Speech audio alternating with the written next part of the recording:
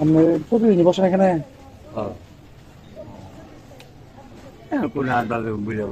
হ্যাঁ, এনে কত বছর ধরে ব্যবসা করতে পারি? 7-8 বছর ধরে। অনেক। ছেলে মেয়ে নাই চাচা?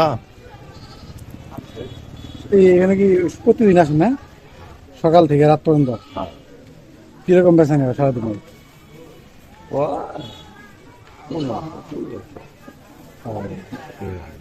ছেলে মেয়ে কি করে? ছেলে কি করে? ছেলে নাই মেয়ে? ও, ছেলে কি টাকা পয়সা ওরকম ভাবে দেয় না নাকি?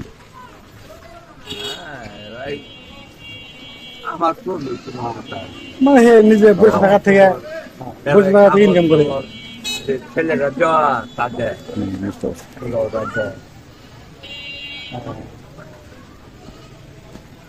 ঠিক আছে, ভালো থাকেন তাহলে। আমরা এই যে ঘুরতে আসছি, ওদিকে ঘুরতে আসছি, থাকেন। আমরা ওখানে আছি ৬৬ নং পঞ্চবীর সরকারি প্রাথমিক বিদ্যালয়।